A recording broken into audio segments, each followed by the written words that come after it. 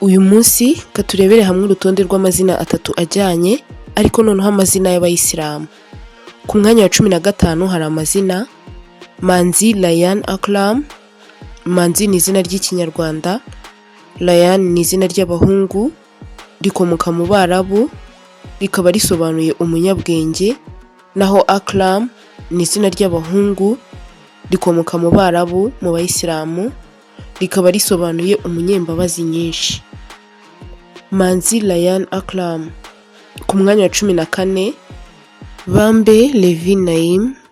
Bambe ni izina ry'ikinyarwanda, Levi ni izina ry'abahungu, rikomoka mu Baheburayo, rikaba risobanuye ubumwe, naho Naim ni izina ry'abahungu, rikomoka muri Turukiya mu Bayisilamu, rikaba risobanuye kwishima. Bambe Levi Naim. Ku mwanya wa 13 hari amazina Abijuru Mikin Amir.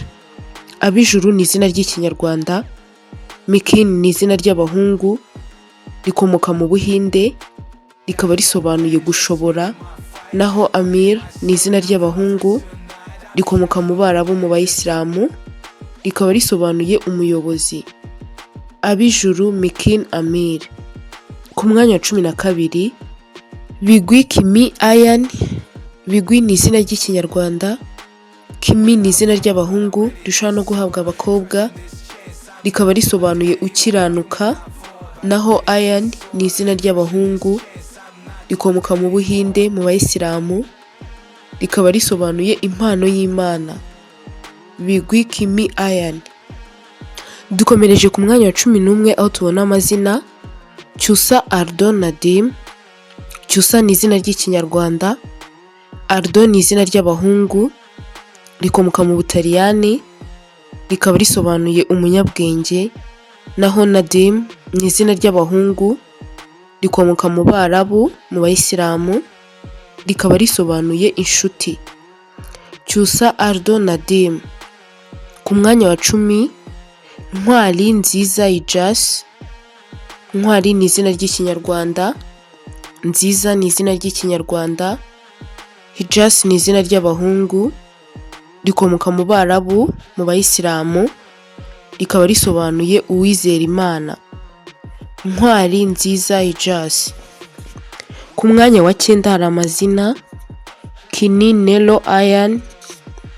Kini ni izina ry'abahungu, rikomoka muri Hawaii, rikaba risobanuye kwiyongera, naho Nero ni izina ry'abahungu, rikomoka mu Balatini, rikaba risobanuye gukomera, naho Ayan ni izina ry'abahungu, rikomoka mu Buhinde aho ryasobanura data, ryanakomoka mu Barabu mu Bayisilamu, rikaba risobanuye amahirwe meza.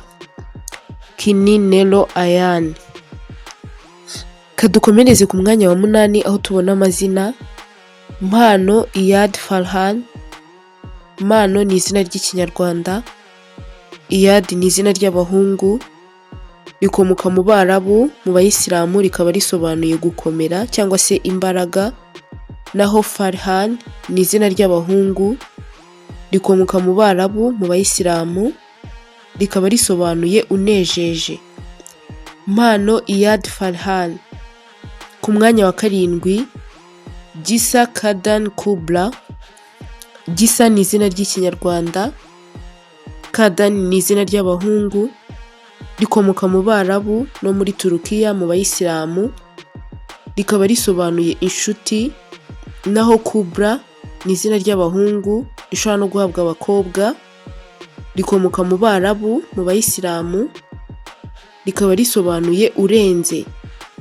Gisa Kadan Kubra. Ku mwanya wa 6 Aganze Jeya Hijaz.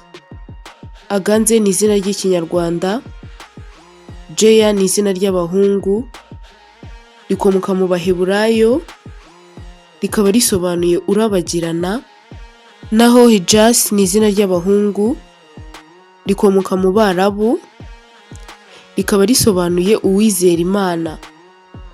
Aganze Jeya Hijaz. Ku mwanya wa 5 Mizero Kaif Aelo.